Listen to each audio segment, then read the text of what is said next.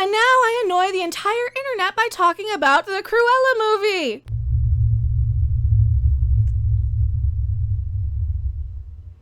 There you go. That's a better one. Hello, everyone. I'm Mecha. Queen Mecha. I guess this movie was made only for me, I suppose. But I do have some backup on this one. Who are you? Why are you here? I'm Robot Shlomo, and I'm here because I just wasted 2 hours and 17 minutes watching Cruella. That's 2 hours, 17 minutes I'm not getting back. I am beside myself. Really am. This movie is suffering from an identity crisis. It really is. It doesn't know who it's for. It really doesn't know who it wants to be. Well, that's what it wants to be. That's why I asked, who is this for? Is it just for me specifically? A movie that glorifies the female villain, who with a 1960s soundtrack, and you thought you'd appeal to me with like a puppy murderer? Well, kids today are gonna be too young to have seen 101 Dalmatians or the remake with Jeff Bridges that was made. Oh God, it's got to be over 20 years. To be fair though, kids like Disney households, once they get you in the cult, they kind of only watch the Disney movies, and they watch them over and over and over again on VHS or whatever they watched them on. So, but the other thing too is, like I said, the soundtrack is for people who obviously are old enough to remember the 70s, or at least been exposed to music in the 70s, 60s, 70s, and even the 80s, because all we did was we were just like, wait, okay, we were trying to pin down what year, what year, what song. Okay, I Can Tina Turner, that's 60, 69. Okay, ELO, Living Thing, that's 76. Okay, The Clash, 82. They were bouncing all over the place with this. And you know, okay, I get it. You want to have music that's kind of like... It's like they had two soundtrack people on this. Because sometimes you would have like super, you know, music geeks sort of kind of deeper dive sort of things. And then you would have like, oh, and now because it's dogs, we're going to throw in Now I Want to Be Your Dog. Because edgy. Yay. Well, the whole thing is, like I said, this movie really doesn't know who it's for. It doesn't know what it wants to be. And I will say there were parts of it I did enjoy. I enjoyed the overall look of it. I enjoyed the sets and the design. It's magnificent. My God, they spared no expense on this. It does look like it gives it this otherworldly kind of feel to it, that it's not taking place in reality. That's taking place in this sort of in this sort of idealized version of London in the 60s, 70s, probably 80s. That's the thing. How many decades did this movie go across? Because it was like, what, like 64-ish when Starts she was a in little 64, kid? 65. There's a sticker on the car windshield that says December 65. Yeah, so she's what, like 12 there? 10? Maybe 10. I think it's 10. Yeah, so, okay, so how would she be old enough in 69 to be working in window designing things? Well, if she was born in 55, well, like I said, it jumps ahead. I mean, she's at boarding school. It jumps ahead. She's living as a thief in London with the two guys, Horace and whatever his name is. Yeah, so they start... Actually, I did like the other guy, the thin guy. Well, they were both pretty good. I liked them both. They were both pretty good, yeah. So she's living as a thief in London for 10 years in a squat, which nobody even bothers to look in on. Say, hey, you know what? We got a piece of property in London. London property's expensive, man. I mean... Well, I mean, they showcase, like, they show them doing, like, a little pickpocketing things, and then they do, like, more elaborate, you know, like jewel heisting things. So, Yeah. But the thing that works against this movie is the running time. That's this movie's biggest issue, is the runtime. It doesn't need to be 2 hours and 17 minutes. And we got to a point where halfway. We thought it was going to end, and we said, we have another hour? My God, why? You've covered the story. Everything you need to tell, you've told. The problem with the movie I think I had was I was so much more distracted. Like the first thing I noticed was, oh wow, they're proud of their soundtrack. Which was my first pause. You know, we're old and we do have to pause movies occasionally to, you know, ask each other questions or hit the necessary rooms. And but like I said, you know, the biggest problem is this movie's runtime. This movie could have been 90 minutes easily, and you would have lost nothing. It is unnecessarily long. There are things about it that just do not make sense from a practical standpoint. Yeah. I think they tried to stretch it over too many decades too. I was kind of confused about, okay, are we in like 1974? Because now we're hearing "Should I Stay or Should I Go" from The Clash. And that's 82. Yeah. So okay, we kind of narrowed it down to, all right, so it's about 74. Then we get "Living Thing" from ELO. So okay, 76. Now here's where "Should I Stay or Should I Go?" And then we go back to like Blondie. 50s music, which is fine. Yeah, Blondie. What Blondie song was it? Call Me or something? One Way or Another. Oh, One Way or Another. So yeah, like the really, really out of place, annoying songs were like the super overplayed 80s-y sort of songs that you kind of get tired of. You kind of get tired of. Like it's like you had two people picking this. You had like an Edgar Wright on one hand, and then you had like a meme sort of. It does very much feel like a bunch of script ideas just thrown together. Like they had a bunch of script elements written down, they flung them up in the air, and this is what landed. Okay, now put them together. But try to assemble a coherent movie out of this. They had too many movies. They just had too many movies. I think. Yeah, this feels like an amalgamation of different scripts that are written over maybe a number of years. Yeah. It really does. I'd be interested in finding out exactly what the writing process for this was. But they've announced a sequel to this. I don't see how this gets a sequel. Story-wise, this is... Well, the sequel is 101 Dalmatians, right? Because didn't they set it up right at the very end? Yeah, they set it up. You've said it, and I've said it, and a lot of people have said this. You're making a 2-hour, 20-minute, 17, 20-minute movie about a woman who kills puppies. Or wants to. Did she actually kill any puppies? No, she actually didn't. She actually didn't. But she wanted to. That's the thing. She wanted to. There's even like a fake out in this. So, you know, yeah, there's full spoilers in this. And in what universe can you make this woman be a sympathetic character? Her name is literally Cruel Devil. That's why I said, is this for me? Is this for like a mecha harpy who's, you know, got a wicked streak and, you know, will have her revenge? Oh, just you watch. That was the whole point. Like, okay, so the moral of this story is get your revenge on your enemies that have wronged you, and you will be rewarded. Yeah. Be a horrible, evil, selfish, narcissistic psychopath, and it's okay as long as you take out another one bigger than you. Huh? Okay. As long as they wronged you for some reason. This is what really, really worried me in the first hour. It was like excruciating for the first part of this movie. We see her as a young little kid, and then she brings home a dog, and I'm like, oh no, what's she gonna do with the dog? I saw Halloween. I saw what Ron Zombie did to Halloween. I don't want to see this. All right, so I get worried. I get the knot in my stomach. Oh, I don't want to like look over, and then there'll be a dead dog in the corner or something. Well, good. Well, for spoilers, I'm like, you know, we don't have that. Yeah. That doesn't happen. So no, but there's a part of it where you're like, oh, and then are they gonna get out of the fire? Are they? And there's a part where she shows up in a Dalmatian fur coat, but it's not. It just looks like it is. You think it's a Dalmatian fur coat. They're desperately trying to show you that she has a tragic backstory and she has some redeeming qualities, and she just doesn't. She just does. This character is evil. Yeah. Okay. This character is evil through and through. When I was a kid, and this is the thing that I've been saying. When I was a kid, I did not want to see the tragic backstory of how a car salesman became Cobra Commander. Okay. I did not want to see how Lex Luthor was mistreated at boarding school and became a real estate magnate bent on world domination. Some people are just evil. Okay, that's enough. And that's enough. You really don't need any more than that.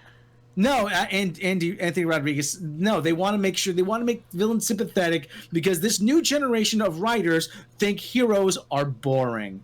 Oh, we've seen everything with heroes. Let's make the villains interesting. I'm like, okay, sometimes villains can be interesting, but at the same time, you never really wondered why Darth Vader was evil at the beginning. You saw Darth Vader, like, ooh, this big menacing figure. Okay, he's obviously the bad guy. Doctor Doom in Marvel Comics, he's the bad guy. I'm like, what reason? Oh, we don't care. We don't care what you didn't care why he was the bad guy. Mm-mm.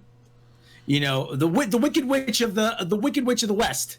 You didn't wonder why she was wicked. She just was. She was a crotchety old lady, and she was just evil. You know, that was enough. But now everybody wants to be the sympathetic villain. You know, the complex. Now that's getting enough. That's getting tiresome because they can't do any of those right. They get well. Here's the thing: new Hollywood writers, new studio execs, new Hollywood land.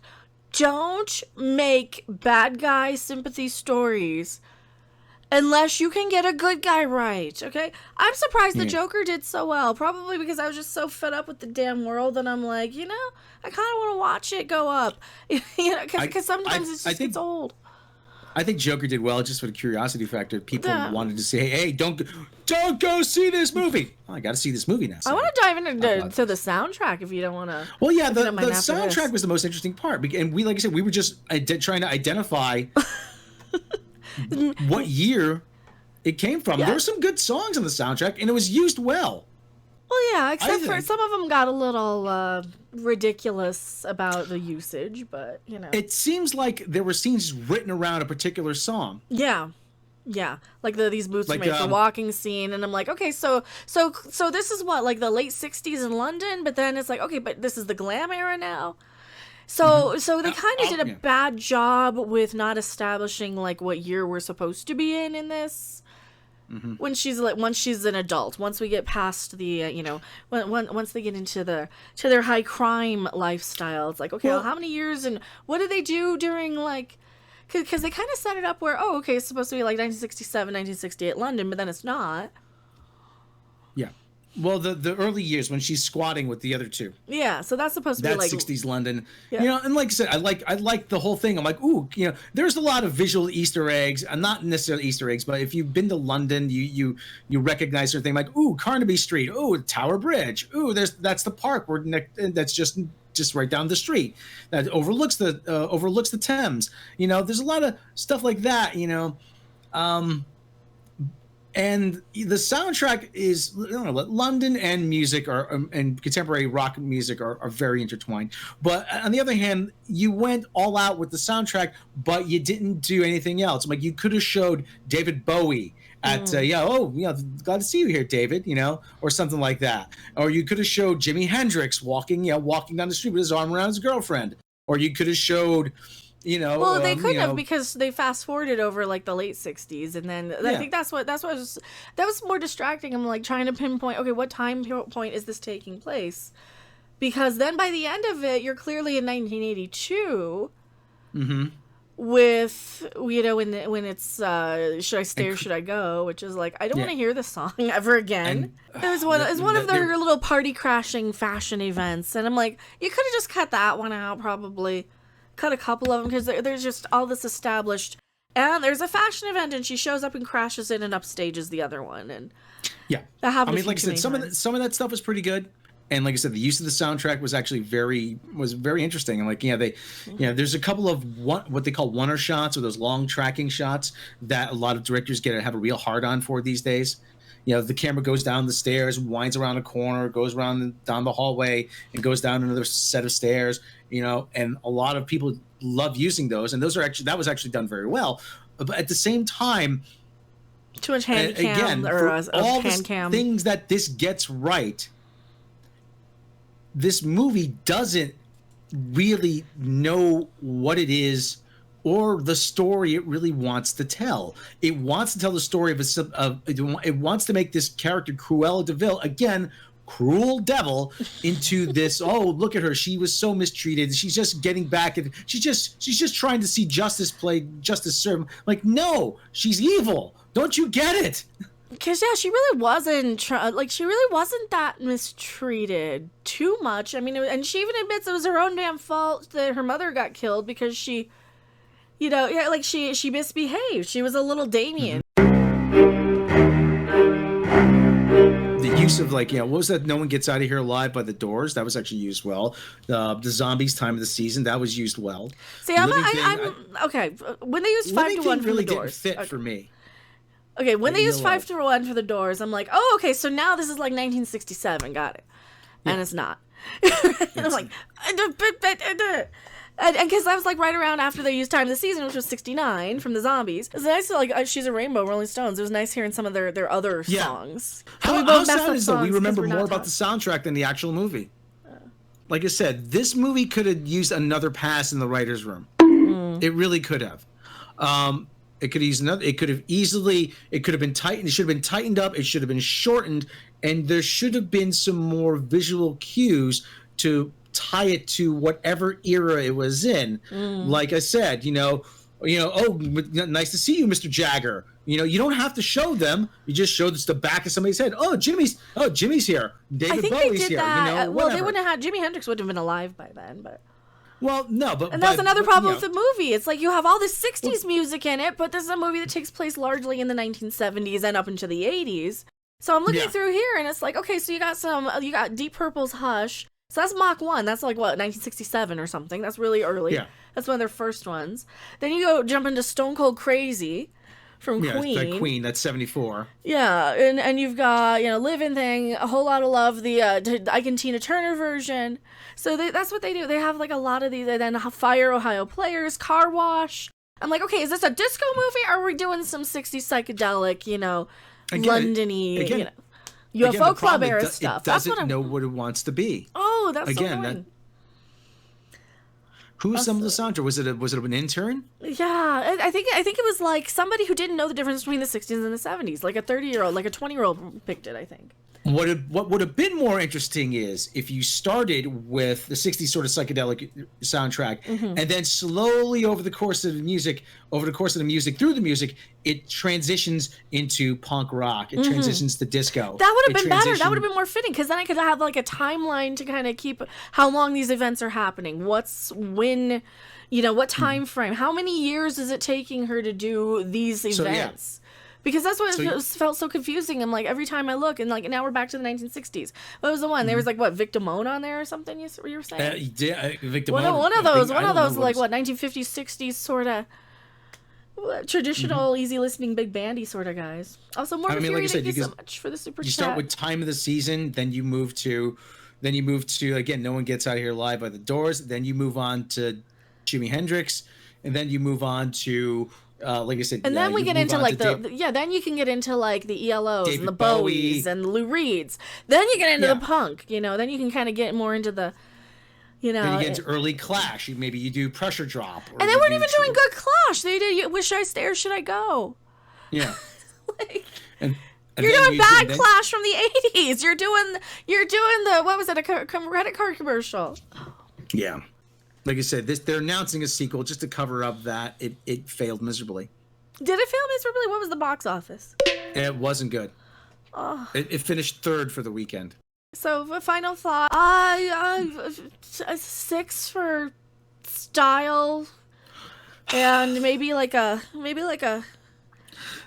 for runtime. So we'll kind of average out 5.5. This is a tough one because I actually did enjoy parts of it. Same. There are parts. There are some good ideas here. It's just wrapped in sort of a story that just didn't need to be told. It's too much. I would give it maybe 2 Chewbaccas because Chewbaccas. it loses something for the runtime. It really does. Yeah, it's just too old, too long rather. Yeah. Yeah, so 5.5 for me. Oh, and then there's the race swapping that you pointed out. Yeah, in the post-credit scene. I mean, you don't even know who these characters are in the movie, in the context of the film. You forget. I completely missed that this is the couple that has Pongo and Perdita and how they met. You know, I really did. I made no connection to that whatsoever. So as far as, you know, like, no, I don't care. Okay. For me, when I was watching it, I'm like, so they're probably going to sprinkle in the people who had the doggies in the movie. So I was kind of looking like, okay, is it like the priest at the funeral scene? Because there's like a lot of fake funeral scenes and stuff. Like, is that the guy kind of looks like the guy in the movie? But remember, I didn't see the original cartoon. So, I mean, I just saw like commercials for it, and I'm aware of it in pop. If I did see it, I don't remember it. So I'm just going to say I haven't, because I was probably 7. I saw it like again in 1991, and it's actually the theater actually showed it in the 4:3 perspective, a very small screen, you know, which is actually kind of which surprised me. So pointless race swap of thing. I mean, okay, it's who cares? Who cares, Disney? I don't care. Yeah, it's at the Black Phoenix. Really, you don't care, because you don't make that connection. So, like I said, there's no point in just in thinking about it. If you're somebody like me who has no connection to these characters anyway, because I didn't want to sit through a movie where a crazy woman is trying to murder puppies. So like that's just bottom line for me. It's like, and then of course people are gonna say, you're coming into this movie biased. Yes, as somebody who doesn't really enjoy entertainment about people who want to hurt little cute puppy doggies. Sorry, not my cup of tea, but. You want to see cute animals? Go watch the deer video again. Watch our deer video. Watch our penguin video. We have a couple of cute animal videos. So. Yeah. Thank you so much for watching the video clip. Now I'm going back to the live chat, and I'm going to trim this down to probably a 20-minute review. Don't you go anywhere. Thanks for watching. If you liked it, make sure to hit that like button. And if you want to see more, don't forget to subscribe. See you in the next video. Bye.